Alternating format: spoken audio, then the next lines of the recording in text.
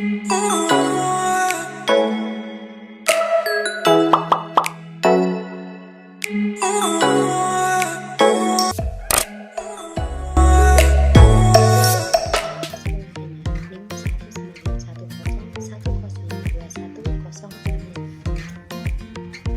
Sinta Nuriyah Masnayati, NIM 191010210076. Nama saya Roni Eka Prasetya, NIM 191010211. Perkenalkan, nama saya Afina Cahyani, NIM 19101211194. Halo, nama saya Rizka Denjo, NIM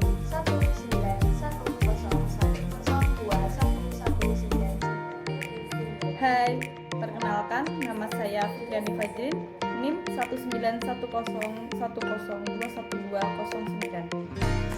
Halo, perkenalkan nama saya Siti Fauzia, NIM 191010212224. Poin 4.1 yaitu memahami masalah etika dan sosial yang berkaitan dengan sistem. Kita akan mempelajari 3 pokok utama. Yang pertama adalah model pemikiran tentang isu etika, sosial, dan politik. Yang kedua, kita akan mempelajari tentang 5 dimensi moral di era informasi. Dan yang ketiga, kita akan mempelajari tentang tren utama yang mengedepankan isu etika. Dan selanjutnya, kita akan menjelaskan satu persatu. Yang pertama yaitu model pemikiran tentang isu etika, sosial, dan politik. Model pemikiran tentang isu etika, sosial, dan politis. Isu etika, sosial, dan politis saling berkaitan satu sama lain. Isu etika mempengaruhi individu dalam memilih tindakan di antara dua prinsip yang terkadang dapat menimbulkan konflik. Isu sosial berasal dari isu etika yang sejalan dengan kehidupan masyarakat yang berharap kepada individu lain agar melakukan tindakan yang benar. Sedangkan isu politik berasal dari konflik sosial yang pada umumnya berkaitan dengan undang-undang yang memberikan arahan kepada individu atau kelompok dalam melakukan tindakan yang benar. Selanjutnya yaitu 5 dimensi moral di era informasi. Kita akan mempelajari 5 hal dalam hal ini. Yang pertama adalah informasi, hak dan kewajiban. Yang kedua, hak dan kewajiban itu sendiri. Yang ketiga, akuntabilitas dan kontrol. Yang keempat, kualitas sistem. Dan yang kelima adalah kualitas hidup. Selanjutnya, tren teknologi utama yang memunculkan isu etika. Yang pertama, tren kecepatan komputerisasi berlipat setiap 18 bulan. Pengaruhnya yaitu organisasi banyak yang bergantung pada sistem komputer untuk operasi yang penting. Yang kedua, tren biaya penyimpanan data menurun dengan cepat. Pengaruhnya, perusahaan dapat dengan mudah memelihara secara terperinci dari basis datanya. Yang ketiga, tren kemajuan menganalisis data. Perusahaan dapat dengan mudah menganalisis data yang berukuran besar yang didapat secara terpisah. Dan yang terakhir yaitu tren kemajuan jaringan dan juga internet.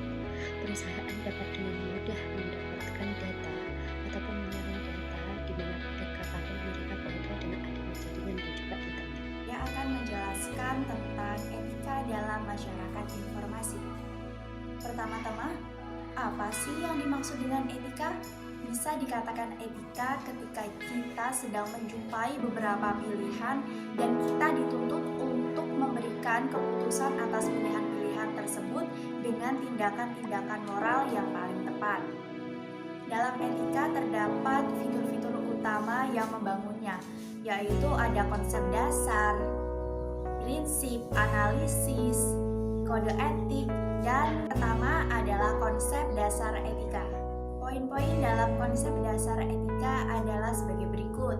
Yang pertama adalah responsibilitas atau biasa disebut dengan pertanggungjawaban. Dalam pertanggungjawaban ini, kemungkinan Anda akan menerima suatu biaya, tugas, dan kewajiban yang harus Anda pertanggungjawabkan, dan apabila Anda melanggarnya akan mendapatkan konsekuensi yang telah ditetapkan.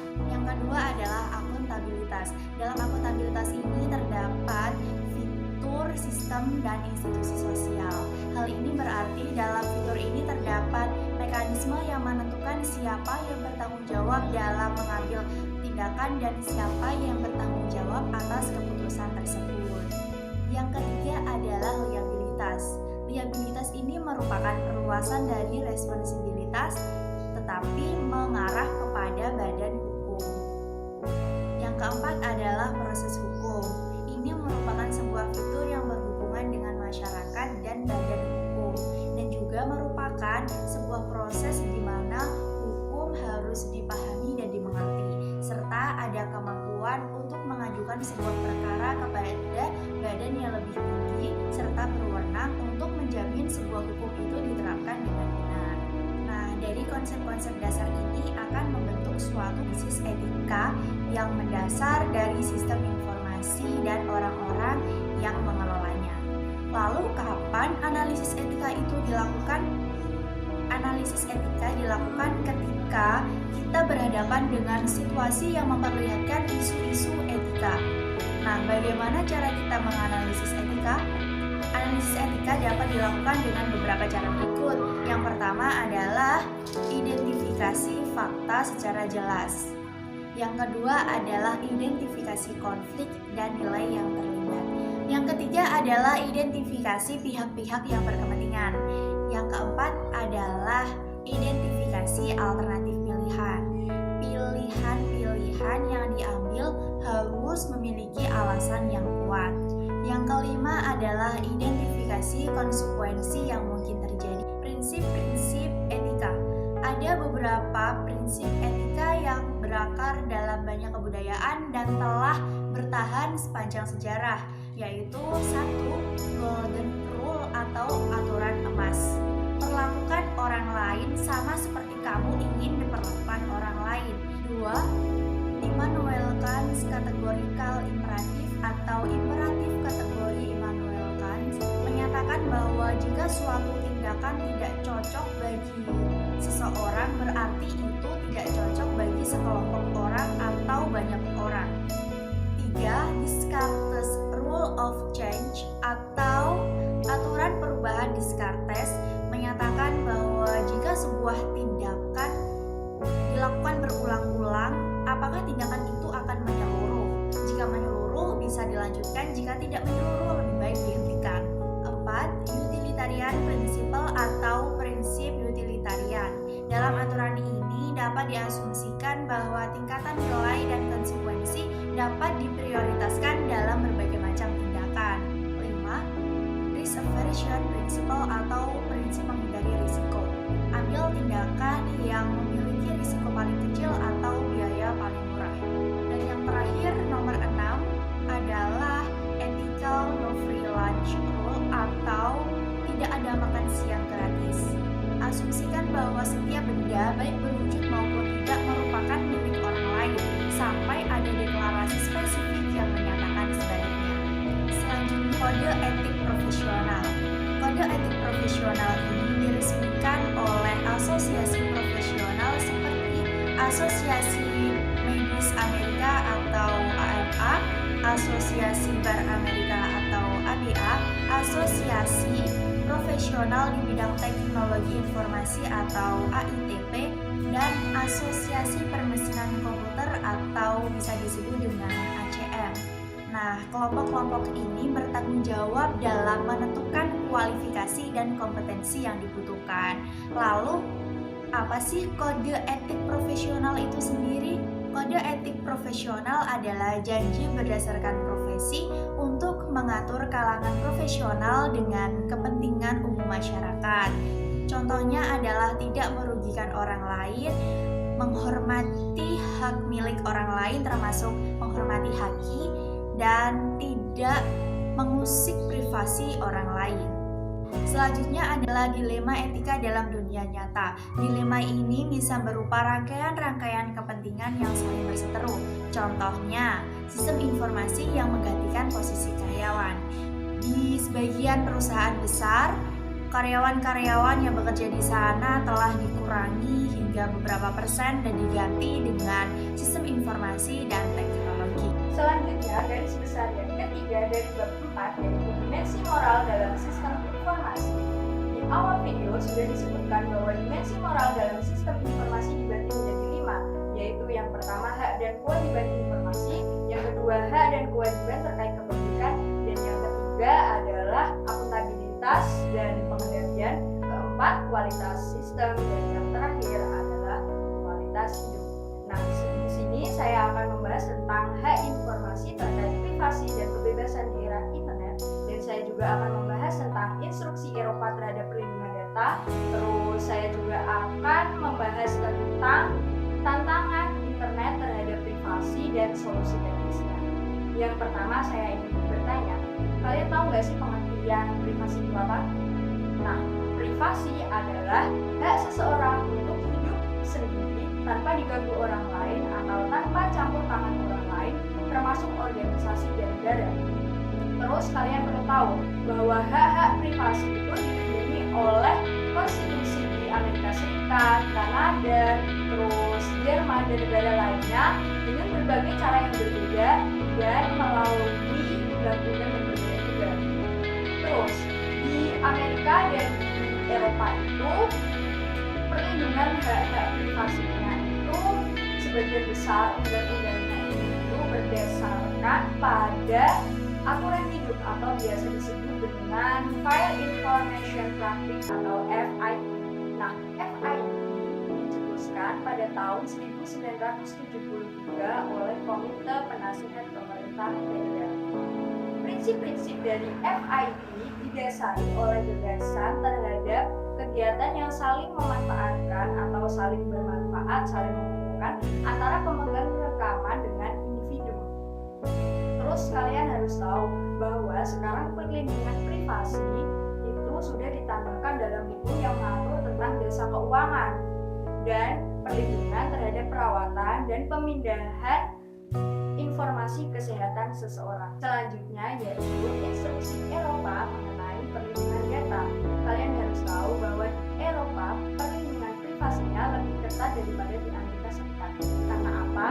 Karena di Eropa perusahaan tidak boleh menggunakan informasi seseorang tanpa sepengetahuan atau tanpa izin dari seseorang tersebut.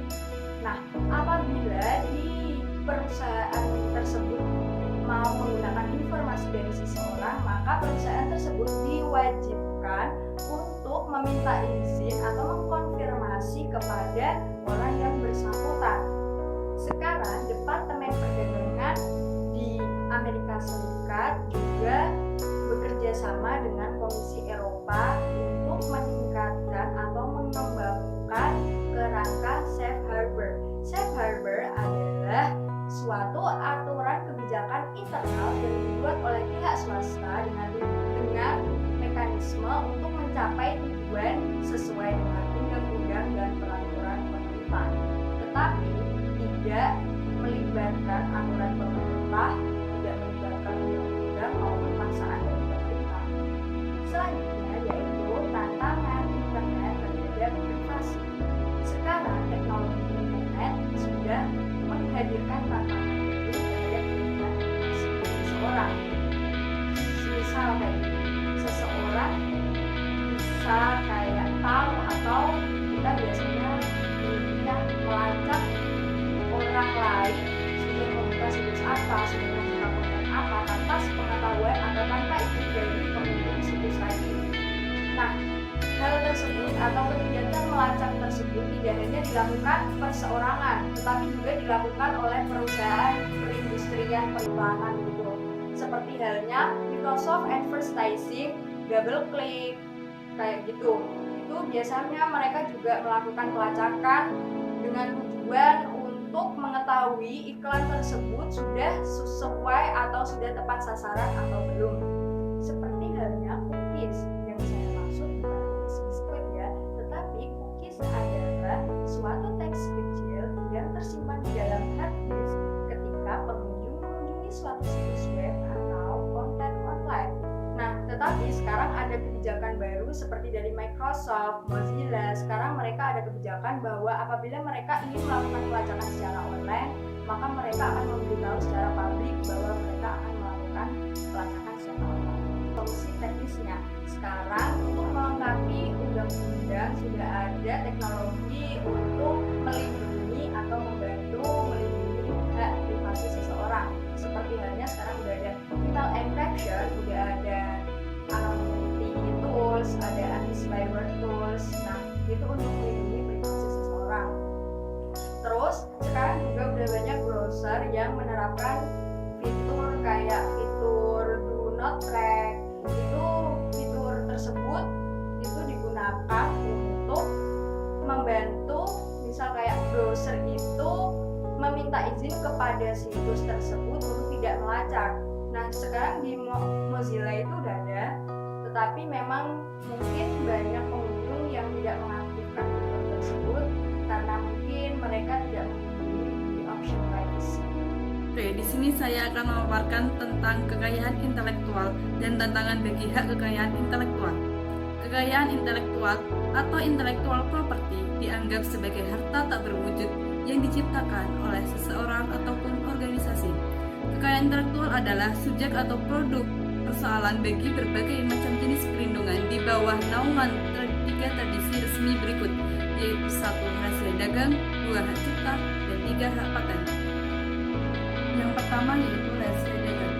Informasi yang diketahui oleh umum di bidang teknologi dan bisnis di mana mempunyai nilai ekonomis karena berguna bagi kegiatan usaha dan dijaga kerahasiaannya oleh pemilik rahasia dagang. Setiap produk hasil karya intelektual yaitu sebuah formula, perangkat, pola, atau kombinasi data yang digunakan untuk tujuan bisnis dapat digolongkan sebagai rahasia dagang atau trade secret dan bukanlah informasi yang dapat diakses secara umum. Perlindungan terhadap rahasia dagang bervariasi antara negara satu dengan negara lain. Yang kedua yaitu hak cipta. Hak cipta yaitu pengakuan oleh UU yang melindungi pencipta kekayaan intelektual dari penggadaan hasil karyanya oleh pihak lain. Pada pertengahan tahun 1960-an, Badan Hak Cipta atau Copyright Office mulai mendaftarkan program perangkat lunak. Dan pada tahun 1980-an, Kongres mengesahkan Undang-Undang Hak Cipta Perangkat Lunak Komputer atau Computer Software Copyright Act yang dengan jelas memberikan perlindungan terhadap kode yang terdapat dalam perangkat lunak yang bersangkutan. Yang ketiga yaitu paten. Hak monopoli eksklusif kepada pemilik gagasan yang melatar belakangi suatu penemuan. Konsep utama dari Undang-Undang Hak Paten yaitu ada 3. Yang pertama yaitu originalitas, yang kedua yaitu kebaruan, dan yang ketiga yaitu penemuan. Kekuatan perlindungan hak paten adalah mereka memberi hak monopoli terhadap ide dan konsep yang terdapat dalam perangkat lunak yang bersangkutan. Selanjutnya, saya akan memaparkan tentang tantangan bagi hak kekayaan intelektual. Teknologi informasi terkini, terutama perangkat lunak, telah menimbulkan tantangan-tantangan baru yang luar biasa terhadap kekayaan intelektual dan menciptakan masalah-masalah etika, sosial, dan politis yang signifikan. Penyebaran jaringan elektronik, termasuk internet, telah mempersulit perlindungan terhadap kekayaan intelektual. Asosiasi Industri Perangkat Lunak dan Informasi atau biasa disebut dengan SIIA telah meluncurkan guideline bagi masyarakat untuk melakukan pelaporan terhadap pembajakan dan menyediakan program pendidikan guna membantu perusahaan dalam melakukan pemerangan terhadap pembajakan perangkat lunak. Saya akan menjelaskan tentang akuntabilitas, liabilitas, dan pengendalian. Akuntabilitas merupakan ciri dari sistem dan institusi sosial. Liabilitas merupakan ciri sistem politis di mana suatu badan hukum mengambil peranan kepada individu untuk memperbaiki kesalahan yang dilakukan oleh pelaku sistem atau organisasi lain. Kemudian pengendalian. Pengendalian merupakan sistem yang memiliki kendali atas seseorang. Kemudian masalah liabilitas yang berkaitan dengan komputer. Di sini saya mengambil sebuah kasus yang berkaitan dengan perangkat lunak sebagai layanan, yaitu mesin ATM, di mana ATM dibuat oleh nasabah perbankan. Apabila layanan ini gagal, maka nasabah akan mengalami kesulitan, bahkan akan mengalami kerugian secara ekonomis apabila tidak melakukan transaksi pada saat yang dibutuhkan. Untuk itu, maka perlindungan liabilitas harus diperluas supaya dapat menjerat pelaku operator dan pencipta perangkat lunak yang mengalami kegagalan dalam sistem finansial, akuntansi, simulasi, maupun pemasaran. Selanjutnya, kualitas sistem, kualitas data, dan kesalahan sistem. Kualitas sistem dikatakan belum layak dan belum patut diterima secara teknologi apabila manajer tidak mementingkan pengujian terlebih dahulu, tetapi langsung mengirimkannya. Alhasil, tidak ada satu orang pun yang akan membeli produk ini. ada 3 pokok kinerja sistem yang bobrok. Yang pertama, kelemahan dan kesalahan pada sistem. Yang kedua, kegagalan perangkat keras dan fasilitas lainnya yang disebabkan oleh alam ataupun sebab lainnya. Yang ketiga, kualitas input data yang buruk. Kualitas hidup, keadilan, akses, dan batasan.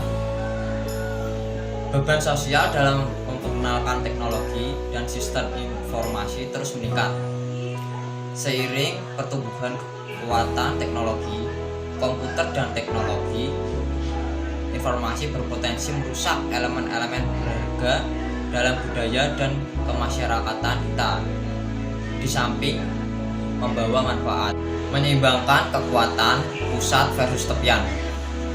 Kekuatan di awal era komputer begitu besar. Komputer mainframe memusatkan kekuatan seluruh sumber daya suatu negara sehingga menghasilkan masyarakat Big Brother. Apa itu Big Brother?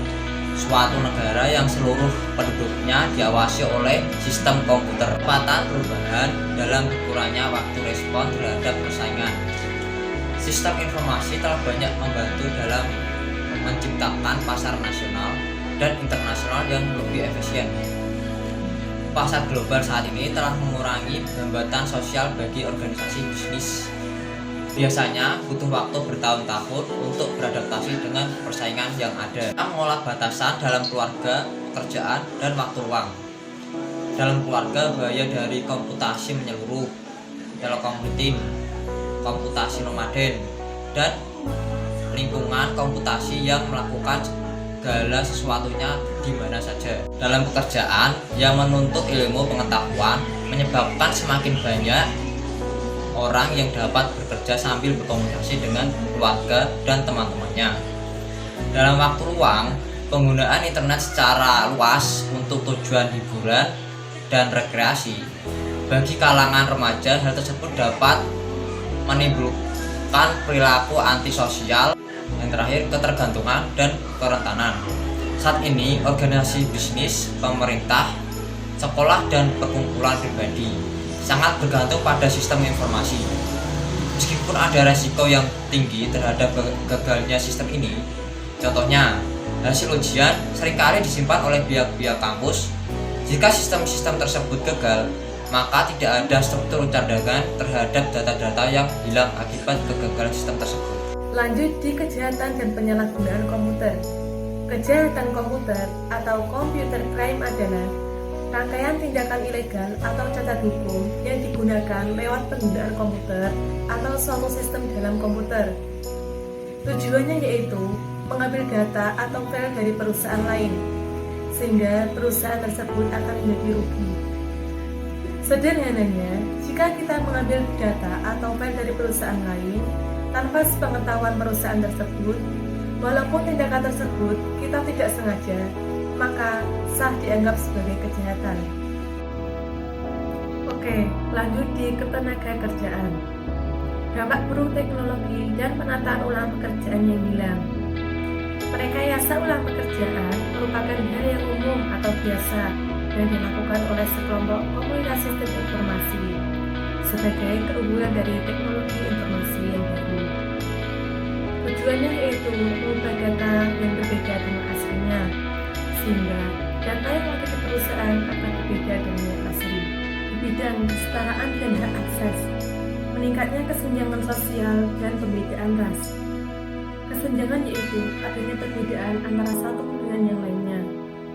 Kesenjangan digital yaitu adanya perbedaan teknologi informasi antara wilayah satu dengan yang lainnya. Contohnya, di Amerika, sekolah yang memiliki teknologi informasi yang bagus akan memiliki informasi yang lebih banyak dibandingkan dengan sekolah yang memiliki teknologi yang biasa. Yang terakhir yaitu di bidang resiko kesehatan, RSI, CPS, dan Technostress. Yang pertama, RSI atau Repetitive Syndrome Injury yaitu resiko stres berulang. Disebabkan karena otot dipaksa bekerja selama terus-menerus dan berulang. Yang kedua yaitu CVS, Computer Vision Syndrome, kondisi mata yang tegang karena melihat layar monitor.